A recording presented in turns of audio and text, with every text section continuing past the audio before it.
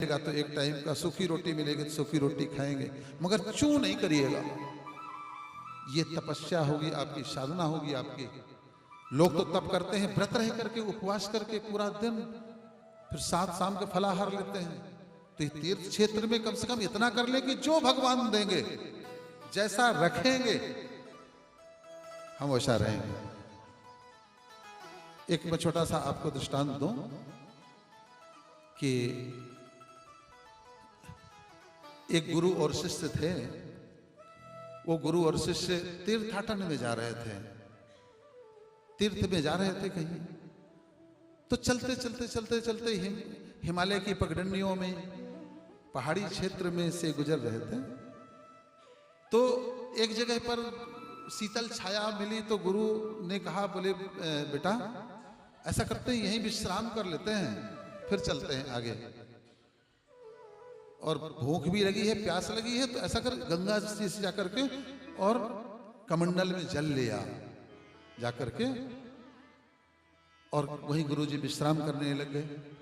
तो जब विश्राम आदमी करता है तो स्वाभाविक नजरें कहाँ हो गई?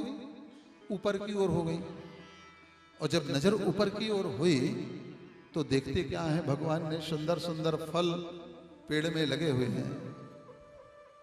देख करके बहुत प्रसन्न हो गए।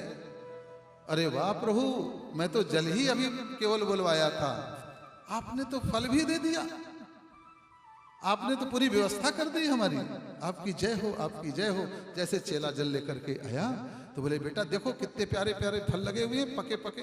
अब ये पता नहीं कि ये फल किसके हैं।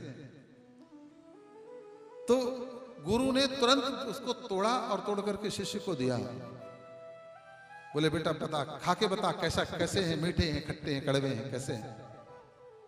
वो भाव विभोर हो गया शिष्य, और गुरु के हाथ से लिया और लेकर के खाता है। गुरु ने कहा, बोले कैसा लग रहा है? बोले गुरुदेव बहुत मीठा है, बहुत सुंदर, बहुत सुंदर, अतिशय, ये तो अमृत है, अमृत। वाह बहुत सुंदर। गुरु ने तोड़ा दूसरा फल भी और स्वयं खाते हैं उसको। और जैसे स्वयं खाया तो कड़वा था, ऊपर से भले बहुत अच्छा था, इतना कड़वा कि गुरु उसको थूक दिए और डांटने लग गए, पागल हो गया है, इतने कड़वे फल को तू कह रहा है कि बहुत मीठा है? तुझे स्वाद का पता नहीं है? तो शिष्य ने बहुत बढ़िया बात कही। बोले गुरुदेव मैंने उस फल का स्वाद चखा कहां है, मैं तो सिर्फ इस भावना में खोया हुआ था कि देने वाला कौन है। मेरे सदगुरु के हाथों से मुझे यह फल मिल रहा है, मैं इसी अनुभूति में, इसी भाव में भाव विभोर होकर के स्वाद का पता ही नहीं चला। तो जब आप भी ऐसा देखोगे कि देने वाला कौन है, जिसने बुलाया है। आज मैं आपको यह दृढ़ कर दूं कि आप आए नहीं हैं, आप बुलाए गए हैं।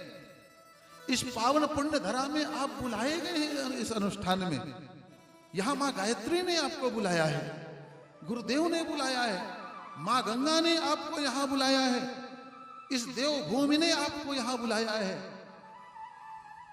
और जिसने बुलाया है उसके ऊपर छोड़ दीजिए आगे की व्यवस्थाओं को, है ना। वो जो देगी, जो करेगी, वो सब कल्याण का होगा आपको, है।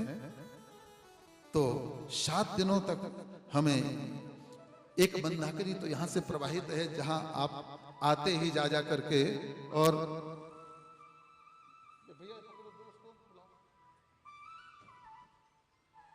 तो जो है आते ही आप उस गंगा में गोते लगाए हैं, है ना। अब इस मंदाकिनी में भी आपको गोते लगाने हैं, 7 दिनों तक लगाने हैं, है ना। वो हर्ष करके लड़का है, हर्ष अभी जो